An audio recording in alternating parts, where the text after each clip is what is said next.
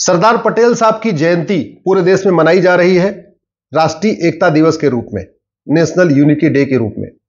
लेकिन सवाल यह है कि क्या कश्मीर से कन्याकुमारी और कच्छ से कामरूप तक देश की एकता अखंडता मजबूत हो रही है?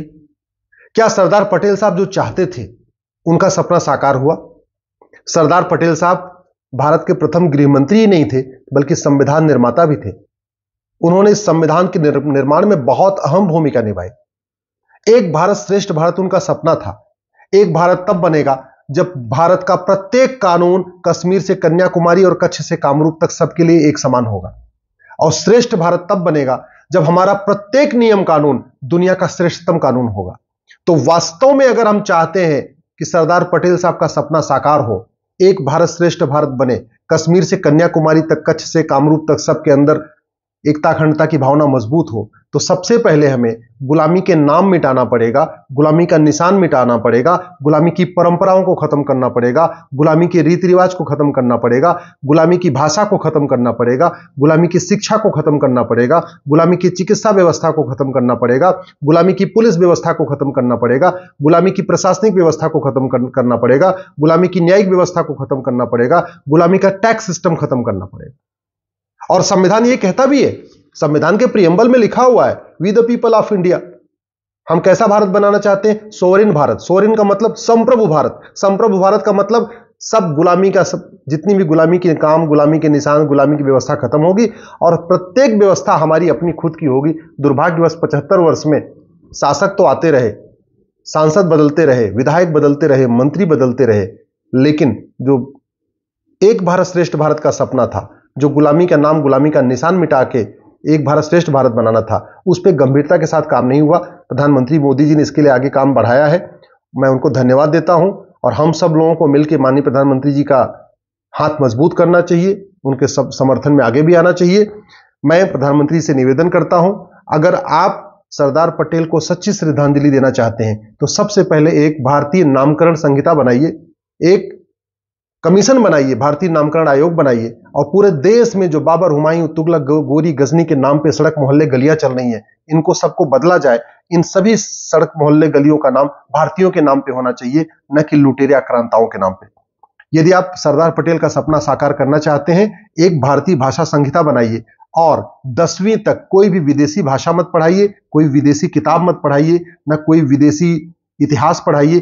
केवल और केवल भारतीय ऋषियों का इतिहास, भारतीय महर्षियों का इतिहास, भारतीय राजाओं का इतिहास, केवल भारतीयों का इतिहास पढ़ाइए। लुटेरे आक्रांताओं का, बाबर, हुमायूं, तुगलक, गजनी, गोरी का इतिहास मत पढ़ाइए। ईस्ट इंडिया कंपनी का इतिहास मत पढ़ाइए, न ब्रिटिश का इतिहास पढ़ाइए।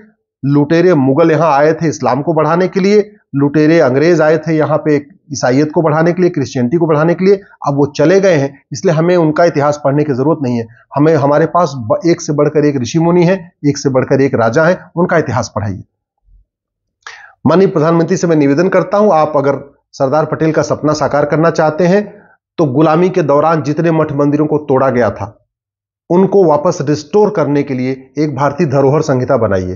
वेद पुराणों में जिन स्थानों का नाम है, जो हमारे ऐतिहासिक धार्मिक स्थान है, ऐतिहासिक हमारे जो पौराणिक स्थान है, उनको तोड़ा गया है। काशी को तोड़ा गया, मथुरा को तोड़ा गया, भद्रकाली तोड़ा गया, भोजशाला को तोड़ा गया, ऐसे धार में ऐसे बहुत सारे स्थानों को तोड़ा गया है। उनको रिस्टोर करने के लिए एक भारतीय धरोहर संहिता बनाइए। जो मठ मंदिरों को सरकार ने कंट्रोल कर रखा हुआ है, 35 कानून चल रहे हैं, राज्य सरकारों से कहिए वो कानून अपना वापस ले। हमारे 4 लाख मठ मंदिरों को फ्री करिए। हम प्रत्येक मठ मंदिर को अपना वैदिक तरीके से चलाएंगे, जो भारत के लोग जैसे पहले मठ मंदिर चलता था वैसे चलेगा, न कि सरकार का उस पर कंट्रोल करने की जरूरत है। मैं प्रधानमंत्री से निवेदन करता हूं, अगर सरदार पटेल का सपना साकार करना है, ये मैकाले शिक्षा व्यवस्था, मदरसा शिक्षा व्यवस्था और मिशनरी शिक्षा व्यवस्था खत्म करिए। ये सीबीएसई बोर्ड, आईसीएसई बोर्ड, जो दुनिया भर के बोर्ड चल रहे हैं, इनको खत्म करिए। One nation one education board बनाइए, वन नेशन वन सिलेबस लागू करिए, वन नेशन वन करिकुलम लागू करिए। 10वीं तक पूरे देश का एक सिलेबस होना चाहिए। महाराष्ट्र वाले मराठी में पढ़ेंगे, गुजरात वाले गुजराती में पढ़ेंगे, बंगाल वाले बंगाली में पढ़ेंगे, लेकिन सिलेबस और करिकुलम, बच्चा गरीब हो या अमीर, अगड़ा हो या पिछड़ा, हिंदू हो या मुसलमान, सिलेबस एक होना चाहिए। और वो पूरी तरीके, कोई भी उसमें विदेशी किताब नहीं होनी चाहिए, केवल भारतीय शिक्षा व्यवस्था। उसको वेद पढ़ाइए, पुराण पढ़ाइए, भगवत गीता पढ़ाइए, रामचरितमानस पढ़ाइए, रामायण पढ़ाइए, महर्षि दयानंद सरस्वती का सत्यार्थ प्रकाश पढ़ाइए। हमारे पास अपने खुद के इतने सारे ग्रंथ हैं पढ़ाने के लिए कि हमको विदेशी ग्रंथों को पढ़ाने की जरूरत ही नहीं है। मैं माननीय प्रधानमंत्री से निवेदन करता हूं, इस समय गुंडे, बदमाश, मौवाली सांसद बन रहे हैं, विधायक बन रहे हैं, पार्षद बन रहे हैं, प्रधान बन रहे हैं। चूंकि कानून घटिया है, इसलिए एक भारतीय चुनाव संहिता बनाइए जिससे अपराधीकरण रुके और अच्छे लोग संसद विधानसभा में पहुंचे, अच्छे लोग पार्षद प्रधान बने।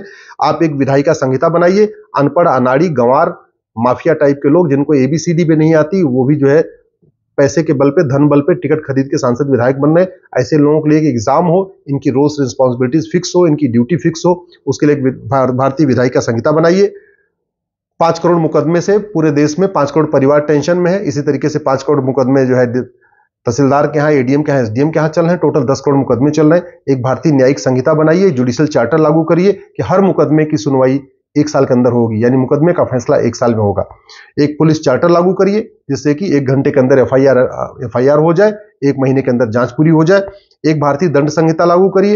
ये दुनिया भर के कानूनों का मकड़ जाल चल रहा है, घूसखोरी, कमीशनखोरी, जमाखोरी, मिलावटखोरी का अलग अलग कानून चल रहा है। इन 50 कानूनों को मर्ज करके one nation one penal code बनाइए, one nation one property code बनाइए, प्रॉपर्टी को आधार से लिंक करने के लिए कानून बनाइए, और ये जो सिविल प्रोसीजर कोड चल रहा है 1908 वाला, इसको खत्म करिए। एक भारतीय संपत्ति संहिता बनाइए।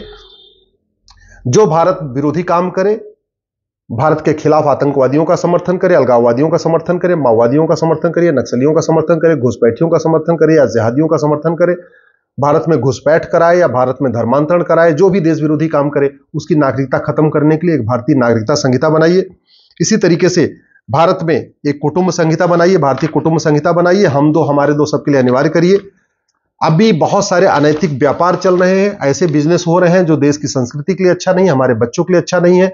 हुक्का बार खुल रहे हैं, सट्टा बार खुल रहे हैं, बियर बार खुल रहे हैं, डिस्को बार खुल रहे हैं, डांस बार खुल रहे हैं। इस तरीके के व्यापार की अनुमति नहीं मिलनी चाहिए। जो व्यापार भारत को खत्म करे, भारत की संस्कृति को खत्म करे, हमारी व्यवस्था को खत्म करे, हमारे रीति रिवाज को खत्म करे, ऐसे बिजनेस करने की का अवसर नहीं मिलना चाहिए। ये जो ऑनलाइन सट्टा चल रहा है, ऑनलाइन गेमिंग चल रही है, सोशल मीडिया में इतनी अश्लीलता बढ़ रही है, ये सब बंद करने के लिए एक भारतीय व्यापार संहिता बनाइए। इसी तरीके से सरदार पटेल साहब कहते थे आईएएस आईपीएस का सिस्टम खत्म होना चाहिए, ये गुलामी वाला सिस्टम खत्म करिए। एक नई भारतीय प्रशासनिक संहिता लागू करिए। जो दुनिया भर के टैक्स चल रहे हैं, GST, TDS, income tax, toll tax, road tax, जो दुनिया भर के टैक्स चल रहे हैं, इनको खत्म करिए। इसकी बजाय एक one nation one tax code लागू करिए। भारतीय कृषि संहिता लागू करिए, जैविक खेती को बढ़ावा जिससे मिले। आज भी पूरी तरीके से जहर, एक तरीके से इतना ज्यादा केमिकल डाला जा रहा है, और वो जो चावल दाल गेहूं पैदा हो रहा है, उससे बीमारियां बढ़ रही हैं। इसलिए जैविक खेती को बढ़ावा मिले, इसके लिए एक भारतीय कृषि संहिता लागू करिए। एलोपैथ पूरी तरीके से छा चुका है।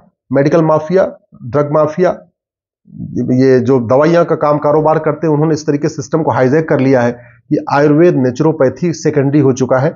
इसको खत्म करने के लिए भारतीय चिकित्सा संहिता लागू करिए। संविधान में फंडामेंटल ड्यूटी दिया हुआ है, लेकिन लोग फंडामेंटल ड्यूटी फॉलो नहीं करते, और फॉलो इसलिए नहीं करते कि फंडामेंटल ड्यूटी फॉलो न करने पर कोई दंड का व्यवधान नहीं है। इसलिए मैं आपसे निवेदन करता हूं, एक भारतीय कर्तव्य संहिता लागू करिए। इसी तरीके से संविधान कहता है भारत में नशा मुक्ति होनी चाहिए, शराब मुक्ति होनी चाहिए, उसके खिलाफ कठोर कानून बनाइए। एक ग्राम स्वराज संहिता बनाइए जिससे पार्षद प्रधान ठीक से काम कर सके। अभी पार्षद प्रधान केवल लूट खसोट कर रहे हैं, वहां पे ठीक से काम नहीं करते। जितना बजट आता है उसका आधा खा जाते हैं। चुनाव के पहले स्कूटर से चलते रहते हैं, चुनाव जीतते फॉर्च्यूनर से घूमने लगते हैं। इसलिए मेरा आपसे निवेदन है, इस भ्रष्टाचार के खिलाफ कठोर कानून बनाइए। सबसे इंपॉर्टेंट है, अगर आप सरदार पटेल का सपना साकार करना चाहते हैं, आप गरीबी, भूखमरी, कुपोषण, प्रदूषण खत्म करना चाहते हैं, आप अलगाववाद, कट्टरवाद, नक्सलवाद, माओवाद खत्म करना चाहते हैं, तो जनसंख्या विस्फोट रोकने के लिए कठोर कानून बनाइए, धर्मांतरण रोकने के लिए कठोर कानून बनाइए, घुसपैठ रोकने के लिए कठोर कानून बनाइए, नशे के खिलाफ कठोर कानून बनाइए, भ्रष्टाचार के खिलाफ कठोर कानून बनाइए। 100 रुपए से बड़ी नोट बंद करिए, 5000 रुपए से महंगे सामान का कैश लेन देन बंद करिए, प्रॉपर्टी को आधार से लिंक करिए, और भ्रष्टाचार को देशद्रोह घोषित करिए। जो आदमी भ्रष्टाचार करे, सीधे सीधे उसको देशद्रोही घोषित करिए, और ऐसे लोगों को आजीवन कारावास और फांसी दीजिए। तब सरदार पटेल का सपना साकार होगा। जय हिंद, जय भारत।